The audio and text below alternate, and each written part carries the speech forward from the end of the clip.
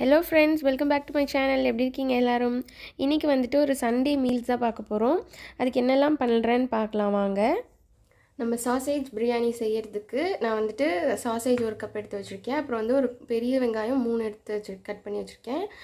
தக்காளி வந்து 2, அப்புறம் புதினா கொத்தமல்லி, பச்சை மிளகாய் 2, அப்புறம் வந்து 2 டம்ளர் வந்துட்டு அரிசி ஊற வச்சிருக்கேன். ஸோ இதுதான் வந்து இன்னைக்கு தேவை. பிரியாணி தாளிக்கிறதுக்கு 4 கிராம்பு, ஒரு ஸ்டார் அனீஸ், பே லீஃப், அப்புறம் பட்டை 2 துண்டு, ஏலக்காய் 2. இப்போ வாங்க பிரியாணி தாளிக்கலாம். இப்போ வாங்க பிரியாணி எப்படி செய்யறதுன்னு பார்ப்போம். நான் வந்து ஒரு ஓப்பன் பாட்டில் தான் இன்றைக்கி செய்ய போகிறேன். ஸோ வந்துட்டு ஒரு பேன் வச்சுருக்கேன். ஸோ பேன் ஹீட் ஆனோடனே நான் அதில் வந்துட்டு ஒரு 3லேருந்து 4 டீஸ்பூன் அளவுக்கு கீ ஆட் பண்ணிக்கிறேன்.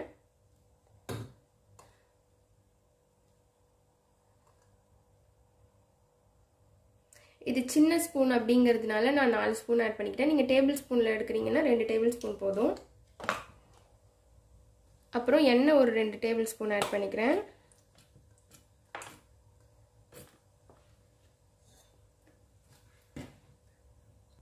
அந்த சைட் பார்த்தீங்கன்னா எக்கு வந்துட்டு பாயில் பண்ணிகிட்ருக்கேன். எண்ணெய் வந்து இப்போ சூடாயிடுச்சு. ஸோ நான் வந்துட்டு எடுத்து வச்சுருக்கேன் எல்லா திங்ஸும் இதில் ஆட் பண்ணிக்கிறேன். பச்சை மிளகா, இது பொரிஞ்சதும் நம்ம வந்து ஆனியன்ஸ் ஆட் பண்ணிக்கலாம். இப்போ வந்து நான் ஆனியன் ஆட் பண்ணிக்கிறேன்.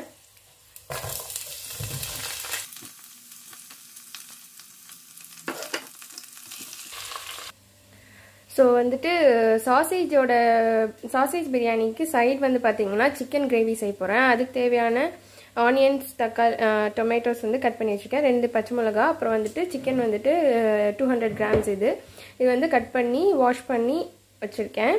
இது வந்து கொஞ்சம் ரைத்தாக்கும். ஸோ இவ்வளோ ஆனியன்ஸும் வந்துட்டு நான் இதுக்கு போட போகிறது கிடையாது. பிரியாணி செய்யும் போதே சைட்லேயும் நான் குக்கரில் கிரேவி பண்ண போகிறேன். அது எப்படி பண்ணலான்னு பார்க்கலாம் வாங்க. ஆனியன்ஸ் வந்து இந்த அளவுக்கு வதங்கினதுக்கப்புறம் நான் வந்து இது கூட 2 ஸ்பூன் அளவுக்கு ஜிஞ்சர் கார்லிக் பேஸ்ட் ஆட் பண்ணிக்கிறேன். நல்லா மிக்ஸ் பண்ணி விட்டுக்கலாம். ஜிஞ்சர் கார்லிக் பேஸ்ட்டோட பச்சை வாசனை போகணும்.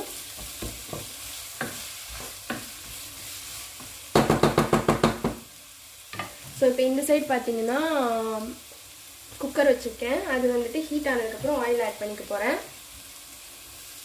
இப்போ வந்து நான் குக்கரில் ஆயில் ஆட் பண்ணிக்கிறேன்.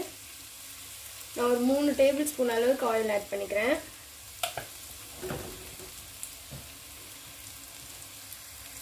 இப்போ பார்த்தீங்கன்னா நல்லா இஞ்சி பூண்டு வந்து வதங்கிடுச்சு. இந்த டைமில் வந்து நான் கட் பண்ணி வச்சுருக்க தக்காளியும் ஆட் பண்ணிக்கிறேன்.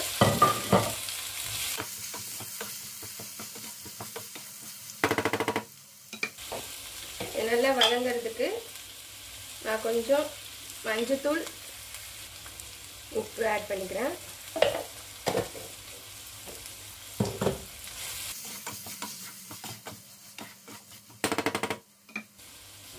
இது வந்து மூடி வச்சுக்கலாம். அந்த தக்காளி நல்லா வந்துட்டு வதங்கணும். இப்போ இந்த சைடு வந்துட்டு ஆயில் சூடாயிடுச்சு. இதுக்கு வந்துட்டு நான் எடுத்து வச்சிருக்கிறது பே லீஃபு, கிராம்பு, ஏலக்காய், பட்டை எடுத்து வச்சிருக்கேன். இதை ஆட் பண்ணிக்கலாம். ஆட் பண்ணிட்டு பச்சை மிளகாய் ஆட் பண்ணிக்கிறேன். வெங்காயம் ஆட் பண்ணிக்கிறேன்.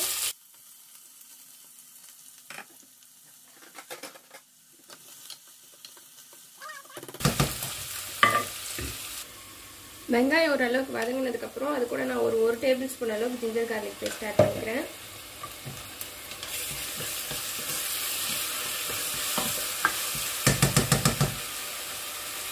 ஜிஞ்சர் கார்லிக் பேஸ்ட்டோட பச்சை வாசனை போனதுக்கப்புறம் நான் வந்துட்டு தக்காளி அரைச்சி வச்சுருக்கேன். அந்த பேஸ்ட் வந்துட்டு ஆட் பண்ணிக்கிறேன்.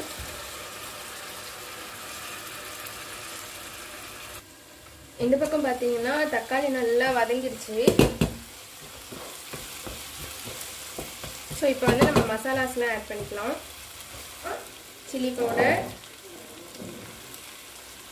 கரம் மசாலா 1 ஸ்பூன், அப்புறம் வந்து கொரியாண்டர் பவுடர் வந்து 2 ஸ்பூன் ஆட் பண்ணிக்கிறேன். நல்லா மிக்ஸ் பண்ணி விட்டுக்கலாம்.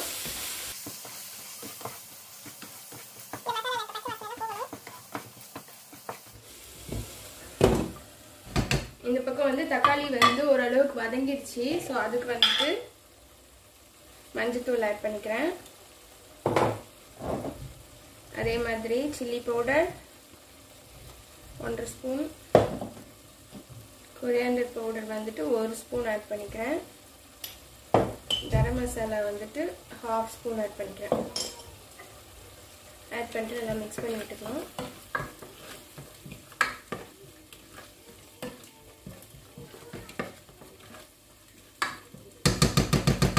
எண்ணெய் பிரிஞ்சு வரட்டும், அது வரைக்கும் அது வதங்கணும். மசாலா வாசனைலாம் போயிடுச்சு. இப்போ வந்து நான் ஒரு 4-5 ஸ்பூன்ஸ் வந்துட்டு தயிர் ஆட் பண்ணிக்கிறேன்.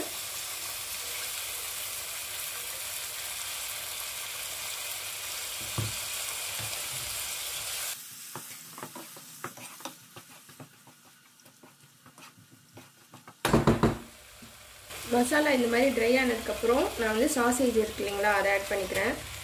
சாசேஜ் வந்துட்டு ஓரளவுக்கு இதில் வந்துட்டு வதங்கணும்.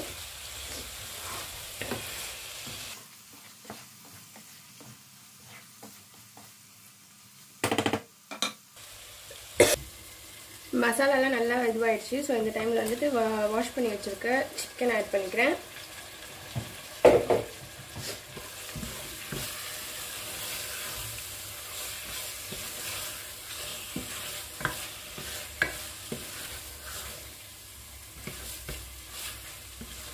ஒரு 2 மினிட்ஸ் சிக்கன் வந்து இதில் வதங்க சால்ட் செக் பண்ணிட்டு விசில் வச்சிடலாம்.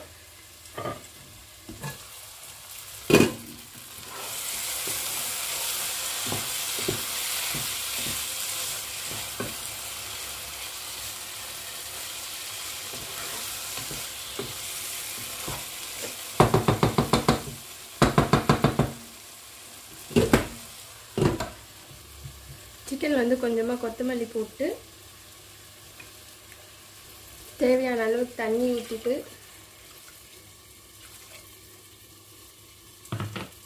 ஒரு தடவை கலந்து விட்டுட்டு மூடி வச்சிடலாம்.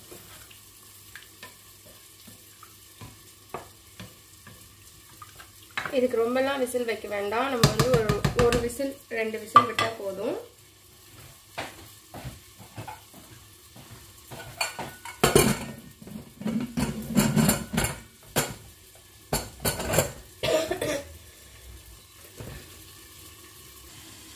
இந்த பக்கம் வந்து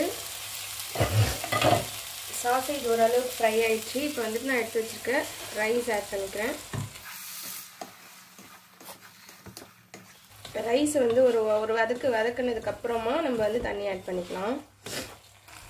நான் வந்து 2.5 உலக்கு ரைஸ் எடுத்தேன். ஸோ வந்துட்டு 1:2 ரேஷியோ தண்ணி எடுத்துருக்கேன். நீங்கள் பாஸ்மதி ரைஸ் எடுக்கிறீங்க அப்படின்னா 1:1.5 ரேஷியோ எடுத்துக்கலாம்.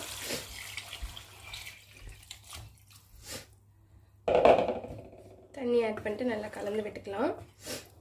ஒரு கொதி வந்ததுக்கப்புறம் நீங்கள் உப்பு காரம்லாம் எப்படி இருக்குன்னு டேஸ்ட் பண்ணிவிட்டு தம் வச்சிடலாம். இப்போ வந்து நல்லா கொதிக்குது. இந்த டைமில் வந்துட்டு ஒரு லீவ்ஸும் கொத்தமல்லியும் புதினா இலையும் தூவி விட்டுட்டு தம்மில் போட்டுறேன். தம்மில் போட்டேன். இந்த மாதிரி ஃபாயில் போட்டு தம்மில் போட்டிருக்கேன். சிம்மில் வச்சுக்கிறேன். இப்போ வந்து விசில் குறைஞ்சிச்சு. இதை வந்து பார்க்கலாம். சூப்பராக இருக்குது பாருங்க. பிரியாணிக்கு வாசனையாக இருக்குது. ஸோ நான் இப்போ இது கூட வந்துட்டு பாயில் பண்ணி எக்கு வந்து இந்த மாதிரி கட் பண்ணி வச்சுருக்கேன். இது வந்து இது கூட போட்டுக்கிறேன். நம்ம சாப்பிட்றதுக்குள்ளே அது நல்லா இதில் ஊறிடும். இந்த மசாலா டேஸ்ட்டாக இருக்கும்.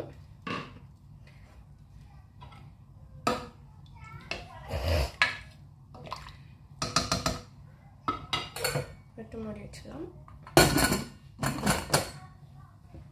இப்போ வந்துட்டு 15 மினிட்ஸ் 20 மினிட்ஸ் கிட்ட ஆயிடுச்சு. இப்போ நான் ஓப்பன் பண்ணி பார்க்குறேன்.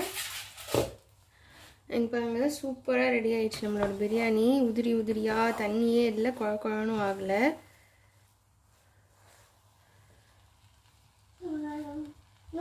அவ்வளோதான், நம்மளோட பிரியாணி ரெடி ஆயிடுச்சு. இப்போ நம்ம ஸ்டவ் ஆஃப் பண்ணிட்டு மூடி வச்சிருவோம். அப்படியே இருக்கட்டும் சாப்பிட்ற வரைக்கும்.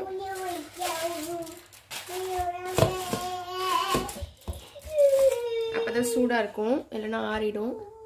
நம்மளோட சண்டே சமையல் ரெடி.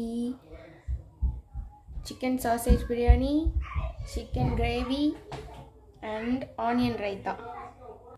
இப்போ பிளேட்டிங் பண்ணிடலாம்.